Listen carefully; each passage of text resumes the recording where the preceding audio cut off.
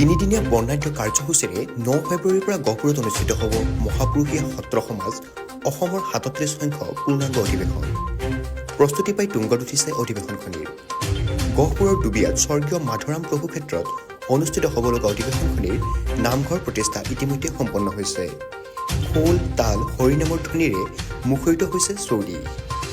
গহপুৰৰ পৰা Arup Bhuyan report, PI news.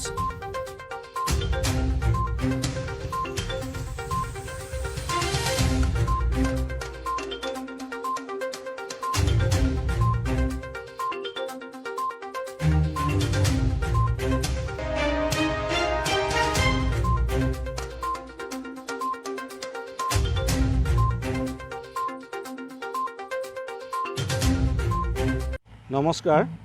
জয় গুৰু শংকৰ।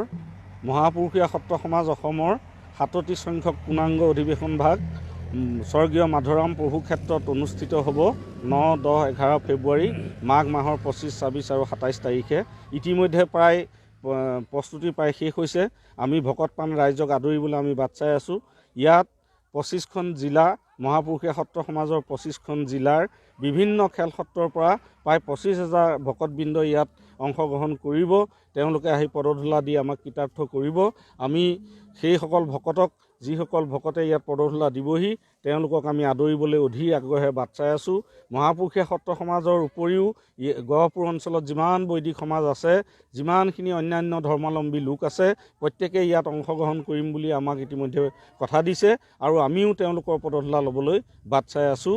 আমাৰ ইতিমধ্যে ৰন্ধনশালাৰ কাম প্ৰস্তুতি শেষ হৈছে, আমাৰ পেণ্ডেলৰ কাম প্ৰস্তুতি শেষ হৈছে, আমাৰ সমস্ত প্ৰস্তুতি প্ৰায় শেষ হ'ল। গতিকে আমি ভকতপান ৰাইজৰ সেৱা ল'বৰ কাৰণে আমি বাট চাই আছোঁ। আমি আজিৰ পৰা 550 বছৰ আগতে মহাপুৰুষ শ্ৰীমন্ত শংকৰদেৱে যি বৰ অসম গঢ়াৰ প্ৰয়াস কৰিছিলে, তাৰে আমাৰ মহাপুৰুষীয়া সত্ৰ সমাজে এই বৰ অসম গঢ়াৰ এক প্ৰয়াস কৰিছে। আমি ফেব্ৰুৱাৰী মাহৰ 9, 10, 11 তাৰিখে 3 দিনীয়া কাৰ্যসূচীৰে এই অধিৱেশনখন আয়োজন কৰা হৈছে। ইয়ালৈ অসমৰ সকলো ভক্তবান ৰাইজক সাদৰে নিমন্ত্ৰণ জনাইছোঁ। আমাৰ সকলো কাম ইপিনে প্ৰস্তুতি হৈ গৈছে। আমি খালি অপেক্ষা মাথো ভকতসকলক আদৰিবৰ কাৰণে আমি সাজু হৈ আছোঁ।